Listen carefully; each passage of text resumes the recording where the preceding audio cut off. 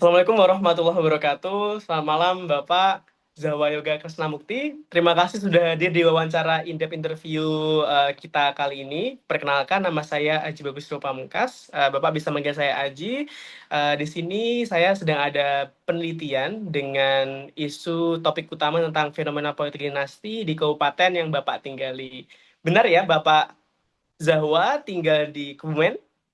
Betul, ya saya kebetulan juga orang asli Kebumen, Kebumen Tulen lah. Orang asli Kebumen. Baik, Bapak. Terima kasih, Pak, eh untuk kehadirannya di interview ini. Dan interview ini nanti akan ada beberapa pertanyaan yang akan saya ajukan. Namun tenang saja, untuk beberapa mungkin ada informasi beda dan lain sebagainya akan kita anonimkan dan dijaga kerahasiaannya. Oke, Bapak, bisa kita mulai pertanyaannya? Bisa, Oke, untuk langsung saja. waktunya nanti mungkin. Oke, untuk waktunya nanti kita mungkin 10 menit saja. Kalau misalnya nanti ada beberapa pertanyaan tambahan, nanti akan saya ajukan gitu. Bersedia ya, Pak? Insya Allah bersedia. Oke, siap. Kita ke pertanyaan pertama ya, Pak. Menurut Bapak Zahwa nih, Bapak apakah tahu siapa saja calon kepala daerah yang berkontestasi di Pilkada Kebumen tahun 2024 lalu? Dan apakah Bapak tahu bahwasanya mereka ada yang memiliki hubungan keluarga dengan pejabat sebelumnya? Eh, izin menjawab ya, Mas Haji. Jadi, uh, waktu pemilu Pilkada kemarin yang di Kabupaten Kebumen, yang pasti uh, saya tahu karena kebetulan saya juga aware di bidang politik juga. Um, yang saya tahu itu yang bupati sekarang yang kepilih ini dia tuh ada hubungan kekeluargaan gitu dengan beberapa tokoh politik yang ada di Kabupaten Kebumen dan juga ada memang yang dia tuh sekarang sedang berpolitik di em, lingkupnya Jawa Tengah gitu, Provinsi Jawa Tengah. Jadi yang saya tahu jadi bupati yang sekarang ini yang terpilih sekarang ini namanya Bu Lilis itu dia tuh merupakan istri dari mantan Bupati Kebumen yang eh, kalau nggak salah sebelumnya Pak Arief. Jadi Pak Arief ini kan dia kan sebelumnya Bu Lilis. Nah, sebelumnya Pak Arief ini Hmm. ada suaminya Bu Lilis ini. Jadi suaminya Bu Lilis, terus kemudian ada Pak Arief ini, kemudian istrinya Pak yang apa si Bu Lilis ini baru jadi lagi gitu. Dan juga dari keluarganya sendiri emang mereka tuh em, apa ya bisa dibilang tuh keluarga yang politik abis gitu lah karena anak-anaknya juga berkecimpung di dunia politik. Seperti contoh kalau tidak salah tuh anak yang pertama itu dia jadi anggota DPRD di Provinsi Jawa Tengah. Kemudian yang kedua itu dia juga anggota DPRD wakil ketua DPRD di Kabupaten Kebumen gitu. Nah, eh, juga Oke. kemarin waktu dicalonkan itu, Bu Lilis ini memang sering sekali apa ya dalam tanda kutip ketika dia berkampanye gitu, dia tuh sering kali dibantu oleh suaminya ini, yang mana suaminya adalah mantan Bupati Kebumen gitu. Mungkin asumsi saya pribadi itu karena eh, suaminya ini tahulah eh, apa ya masyarakat hubungan itu gimana gitu. Jadi mungkin jadi key personnya gitu. Bagaimana biar Bulis itu tahu cara memenangkan pemilu di Kebumen kemarin itu. Karena ada suaminya sendiri kan yang kemarin yang apa pernah jadi bupati. Oke, siap. Terima kasih Bapak Yoga atas jawabannya. Berarti bisa saya garis bawahi ya, bahwasanya tuh ini nih ada keterkaitan salah satu paslon namanya Bu Lilis dan dia itu adalah seorang istri dari Bupati sebelumnya ya, Bupati Kebumen, Ya, betul. tapi periode sebelumnya lagi, gitu Iya, ya. seperti itu. Berarti bisa kita garis bawahi juga bahwasanya ini seolah-olah sedang bangkit ya, Betul. politik dinasti di Kebumen gitu kan. Ya, Bahwasanya betul. sebelumnya kan bukan politik dinasti nih. Ah, Nah, sekarang ini lagi bangkit jadi dinasti lagi gitu ya. betul, betul. Dan tadi juga bisa digarisbawahi bahwasannya anak-anaknya pun juga berpolitik berarti ya Betul. di keluarganya Bulis ini gitu. Oke, siap. Terima kasih atas jawabannya Bapak Yoga. Sudah sangat jelas sekali. Mungkin kita bisa lanjut ke pertanyaan selanjutnya. Menurut Bapak, apakah seseorang yang berasal dari keluarga pejabat tadi itu layak untuk mencalonkan diri gitu. Atau harusnya kita beri kesempatan kepada orang yang baru gitu. Menurut Bapak gimana? Kalau menurut saya pribadi ya, sebenarnya tuh semua warga negara kan juga berhak ya untuk menyalonkan diri sebagai apa ya, sebagai calon atau calon legislatif atau calon kepala daerah gitu kan. Karena ya memang hak berpolitik kita, hak berpolitik kita itu sudah dijamin gitu kan. Tapi perlu digarisbawahi juga uh, kalau apa ya, kita juga harus memberikan kesempatan gitu loh untuk orang-orang yang dalam tanda kutip tuh non pejabat gitu. Jadi biar apa ya, biar demokrasi itu berjalan sehat gitu loh. Penting bagi masyarakat juga untuk mempertimbangkan rekam jejak atau kapasitas dari kepala daerah yang mencalonkan ini gitu. Biar nantinya juga kalau misalnya kepala daerahnya jadi apa ya, suatu pemimpin jadi pemimpin di suatu daerah itu bisa dijadikan panutan gitu, jangan yang apa asal asal mencalonkan diri tapi kapasitas untuk memimpinnya tuh kurang gitu. Oke, siap.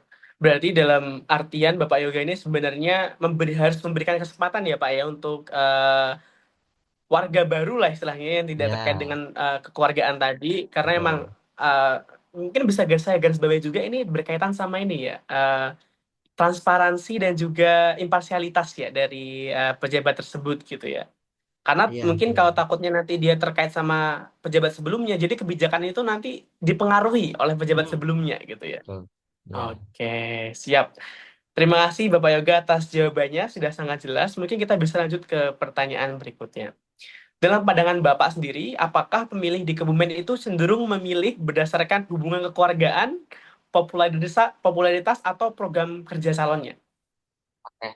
Ini mungkin jadi salah satu fakta unik dari pemilu 2024 kemarin waktu memilih bupati ya, karena uh, yang saya lihat itu biasanya Kuben tuh didominasi oleh partai merah gitu, partai banteng ya, yang Mm-mm. Ya gini calonnya ya. tuh ya udah kayak gini gitu, yang diusung oleh partai banteng gitu kan.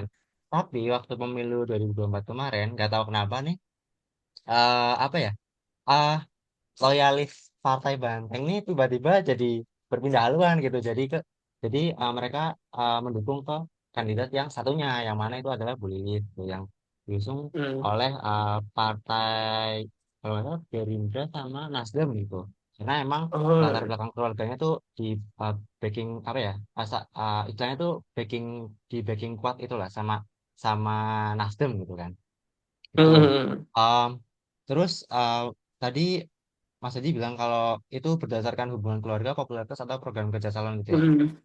Mm-mm. Kalau yang saya lihat sih sepertinya warga Kebumen tuh lebih melihat ke apa ya, program kerja iya, uh, Oh. sama popularitas juga sih. Kenapa bisa disebut uh, memilih karena berdasarkan program kerja, karena uh, kemarin Bu Lilis itu dia apa mengusungnya kan dengan ulama ya. Wakil bupatinya dia kan dari golongan ulama gitu kan. Uh, Mm-mm. Nah, di situ dia punya program kerja untuk menyejahterakan ulama juga. Jadi kan ulama di apa maksudnya golongan yang apa agamis itu kan di Kebumen juga lumayan lumayan banyak kan. Jadi di situ tuh mereka kenapa bisa sampai menang gitu, karena bisa menggait kelompok-kelompok yang kelompok-kelompok agamis ini tuh. Eh, terus Oke. yang ke Terus yang kedua itu kenapa popularitas, karena yang tadi aku bilang karena keluarganya ini memang keluarga yang bisa dibilang keluarga tersohor gitu di Kabupaten Kebumen gitu. Jadi uh, apa secara tidak langsung orang-orang tuh tahu, oh uh, ini loh Bu Lilis, istrinya yang Pak Bupati kemarin itu loh yang udah jadi bupati gitu. Terus juga keluarga ini juga memang memiliki peranan yang cukup penting lah, karena dia juga selain apa jadi uh, politisi di Kabupaten Kebumen, juga dia juga seorang bisnismen gitu, karena dia punya usaha usaha ya apa usaha perusahaan-perusahaan yang lumayan gede lah di Kabupaten gitu. Jadi orang-orang ya secara nggak langsung juga tahu gitu Bu Lilis ini apa posisinya gitu. Itu sih. Oke, siap. Berarti bisa digarisbawahi kembali bahwasanya ada tadi masyarakat Kebumen tuh kemungkinan memilih berdasarkan program kerja dan juga popularitasnya tadi gitu ya. Tapi mungkin saya ada pertanyaan tambahan untuk topik ini Pak, pertanyaan ini. Boleh, Tadi boleh, kan boleh. sudah dijelaskan bahwasanya tadi kan masyarakat tuh memilih dari program kerja nih ya. Nah, berarti kan kalau misalnya Bu Lilis ini terpilih, sebenarnya Bu Lilis itu berkompeten nih kan menjadi bupati gitu. Nah, bagaimana tanggapan Bapak tadi kalau kita ketika melihat fenomena seperti ini nih, fenomena kayak Bu Lilis tuh cocok jadi bupati gitu, program kerjanya bagus. Ya. Tapi di sisi lain dia punya hubungan sama bupati yang pernah menjabat gitu. Nah, bagaimana pandangan Bapak Yoga melihat dua kasus ini gitu? Apakah Bapak Zahwa Yoga ini melihat bahwasannya selagi emang dia berkompeten walaupun dia ada hubungan dengan keluarga sebelumnya, pejabat sebelumnya, ya nggak apa-apa, silahkan gitu. Atau mungkin bagaimana pandangan Bapak Yoga tentang fenomena ini gitu? Oke. Kalau saya pribadi ya sebenarnya nggak apa-apa sih. Saya bukan bukan menghalalkan politik dinasti ya. Mm-mm. Sebenarnya politik Mm-mm. kalau menurut pandang saya politik dinasti ya suatu hal yang dalam tanda kutip kurang kurang demokratis gitu lah. Eh, Mm-mm. Sebenarnya kalau misalnya dilihat dari fenomena ini di mana Bu Lilis itu sebenarnya orang yang berkompeten gitu kan. Cuma di sisi Mm-mm. lain dia juga bisa dibilang uh, apa ya melakukan praktek politik dinasti gitu kan. Sebenarnya nggak apa-apa sih asal memang yang tadi saya bilang dia tuh berkompeten dan bisa menjadi panutan warga-warganya gitu kan. Sebenarnya kalau dari saya pribadi nggak keberatan sih kalau asal memang dia itu Mm-mm. orang yang berkompeten.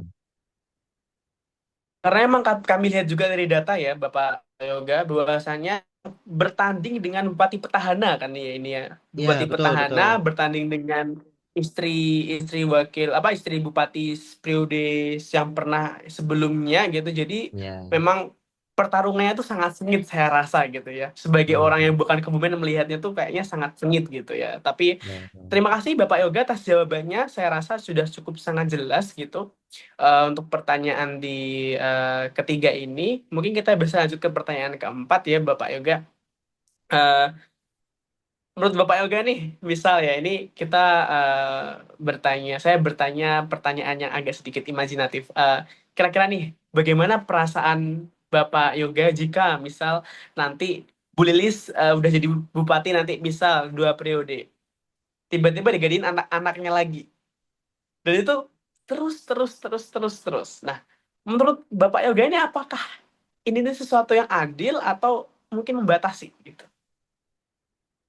Waduh, gimana ya cara menjawabnya ya? Em, Membatasi iya.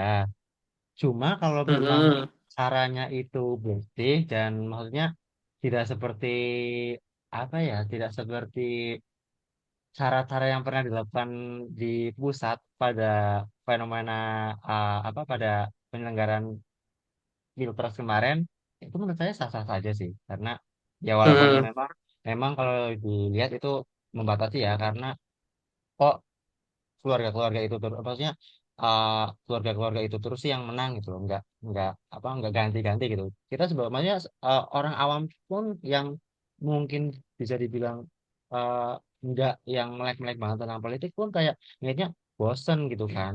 Uh, Masa iya sih harus dari keluarga-keluarga itu terus yang menang gitu nggak ganti-ganti gitu loh. Paham, paham, paham. Saya bisa mengambil poin ya berarti dari jawaban Bapak Yoga ini bahwasannya emang selagi itu eh, tadi ya bisa dibilang ada sedikit, tapi juga bisa dibilang membatasi gitu ya Pak Yoga Ya, ya gitu ya. Karena memang dalam hal ini mungkin kalau di survei gitu Bapak Yoga menjawab netral berarti ya, bukan yang ya, tidak setuju atau setuju. Apakah begitu? ya, betul. Oke, siap. Terima kasih Bapak Yoga untuk pertanyaan ini sudah sangat clear sekali. Kita berlanjut ke pertanyaan terakhir, pertanyaan kelima. Menurut Bapak nih, eh, politik dinasti itu kan tentu ada kaitannya dengan demokrasi ya. Demokrasi ya, kalau kita tahu definisi demokrasi itu kan ini ya, eh, demos kratos gitu ya Ya, kan. Nah, betul. demokrasi juga bukan sekedar itu. Demokrasi juga ada demokrasi yang substantif gitu. Kalau misalnya kita memandang politik dinasti ini pasti satu hal yang salah gitu. Karena nanti takutnya kalau misalnya satu keluarga yang berkuasa pasti dia akan abusive takutnya kan nanti mereka Betul. abuse of power gitu kan ditakutkannya gitu. Nah, kira-kira politik dinasti ini apakah menurut Bapak Yoga ini membuat demokrasi di Kebumen itu jadi lebih bagus kah atau malah sebaliknya? Em, ya mungkin ini juga Sebagai apa? pandangan awam aja nih, Pak.